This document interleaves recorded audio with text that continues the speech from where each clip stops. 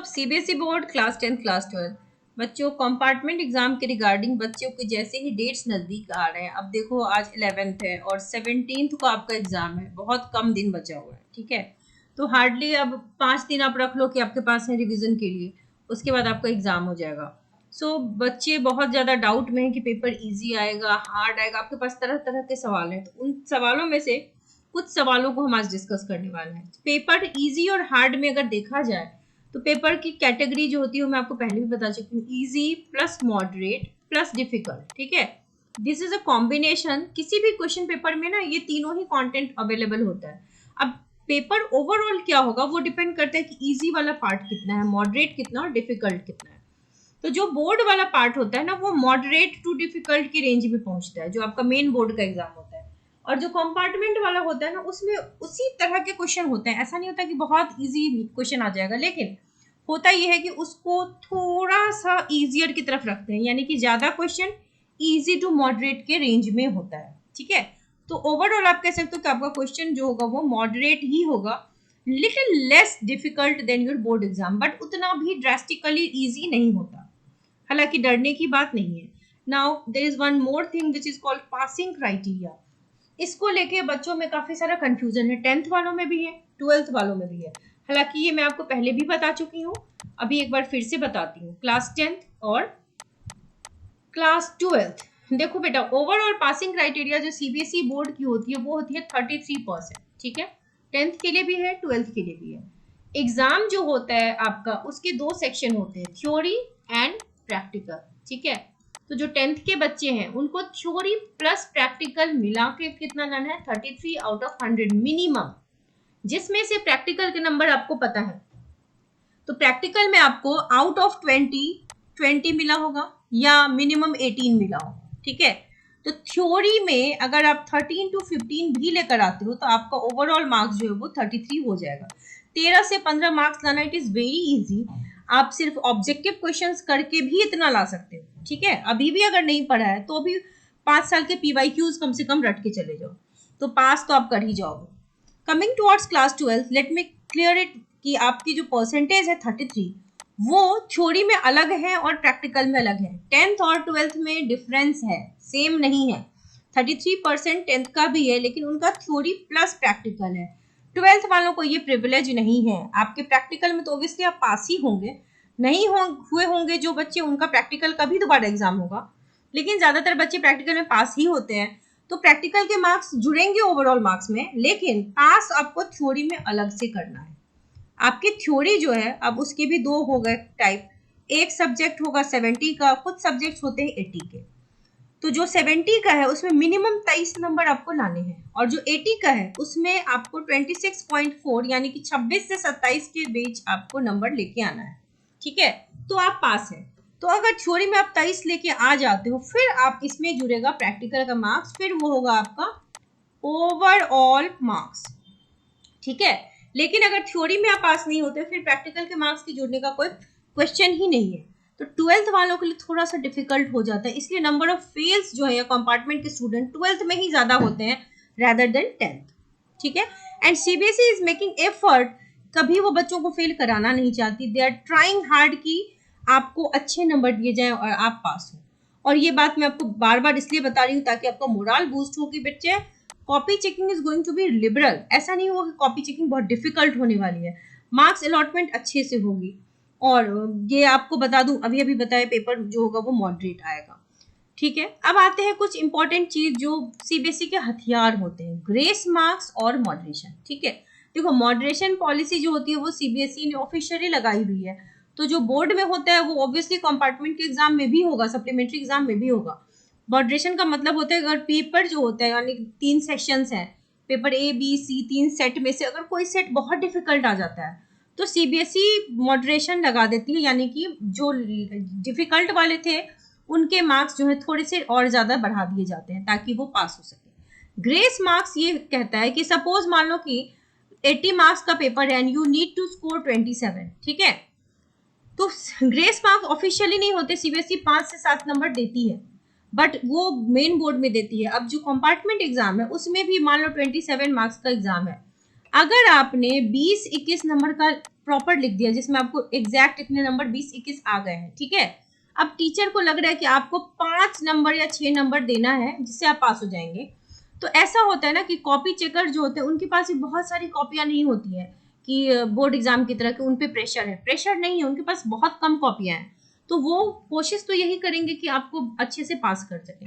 तो अब ये 5-6 नंबर वो कहाँ से लेंगे?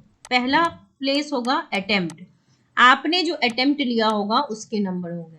बट जैसा कि मुझे याद आ रहा है कि बोर्ड एग्जाम में कई बच्चे मुझे मैसेज करते थे कि मैम हमने तो अटेम्प्ट लिया है, बेशक गलत लिया है, पर सीबीएसई ने मुझे मार्क्स क्यों नहीं दिया? तो बेटा आप अब ये गलती करके मत आना कि आप गलत अटेम्प्ट लेके आओ। Attempt should be relevant. अगर मान लो फिजिक्स में केमिस्ट्री का फॉर्मूला लिख के आओगे, केमिस्ट्री में मैथ्स का लिख के आओगे, तो आंसर इज नॉट रेलेवेंट, तो यहाँ पे नंबर आपको मिलने नहीं चाहिए ना, इट इज नॉट जस्टिफाइड। या फिर अगर आपकी शीट ब्लैंक है, आपने कॉपी खाली छोड़ी है, and then you are expecting teacher to be lenient, how does it? अब ये कैसे हो सकता है कि लीनियंसी का मतलब क्या होता है कि आपको बिना लिखे नंबर तो नहीं दे सकता ना, ये पॉसिबल नहीं है। You have to write something, right?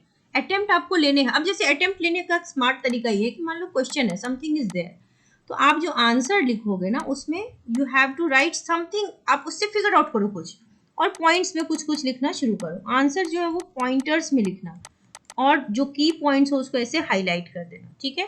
Paper जो बनाते हैं उसमें लेफ्ट और राइट दोनों में आपको मार्जिन छोड़नी है। Present your paper very well, जो आप कर सकते हो वो करना। प्रेजेंटेशन बहुत अच्छे से लिखना, पॉइंट्स में लिखते हैं तो नंबर अच्छे मिलते हैं, और क्वेश्चन से ही कुछ ना कुछ डिराइव करने की कोशिश करो। केस बेस्ड स्टडी जो होता है उसमें क्या करते हैं ना, उसमें तो पैराग्राफ होता है आपके पास, तो पैराग्राफ से you can find out something, ठीक है? तो अटेम्प्ट लेना। इसके अलावा मान लो कि कोई क्वेश्चन है जिसमें आपको पूरा आंसर नहीं आ रहा है, but you know certain step, जैसे कोई न्यूमेरिकल है उसका फॉर्मूला लिख दो, ठीक है, सर्टेन स्टेप्स लिख दो, यू विल गेट मार्क्स। और जो आपके एग्जामिनर हैं वो इन्हीं सारे जगहों पे कोशिश करके आपको वो 5 से 6 नंबर देंगे, ताकि आपका जो 21 मार्क्स था उसमें 5-6 नंबर ऐड हो जाए और आप 27 पे पहुंच जाए। बट अगर आप टीचर को मौका नहीं दोगे, आप कुछ लिख के नहीं आओगे, तो फिर टीचर भी क्या कर सकते हैं, है ना? कुछ बच्चे एमसीक्यू गलत लिख के आते हैं, फिर वो कहते हैं कि हमने तो अटेम्प्ट लिया था, तो ये आप इसको ढाल की तरह यूज नहीं कर सकते। एमसीक्यू में इट इज आइदर राइट और रॉन्ग, ठीक है? तो वहां पर आपने अगर राइट लिखा है तो पूरे नंबर, गलत लिखा है तो 0 नंबर। लेकिन एमसीक्यू में भी आप अटेम्प्ट लेना, if you know the answer very well, if you don't know the answer at least तुक्का तो लगा सकते हो, ठीक है? तो कम से कम सही तरीके से तुक्का लगा के आना कि गलत गलत हुआ तो 0 मार्क्स होगा, लेकिन माइनस में तो नहीं होगा। तो अटेम्प्ट इसीलिए आपको लेना जरूरी होता है। डायग्राम जहां पे भी पॉसिबल हो डायग्राम डाल दो, जहां पे भी पॉसिबल डायग्राम को प्रॉपर तरीके से लेबल करो, ठीक है? सुंदर तरीके से लिखने की हम कोशिश करते हैं। तो वही हाईलाइट करना है, पेपर प्रेजेंट बहुत अच्छे तरीके से करना है ताकि आपको नंबर अच्छे से मिल सके।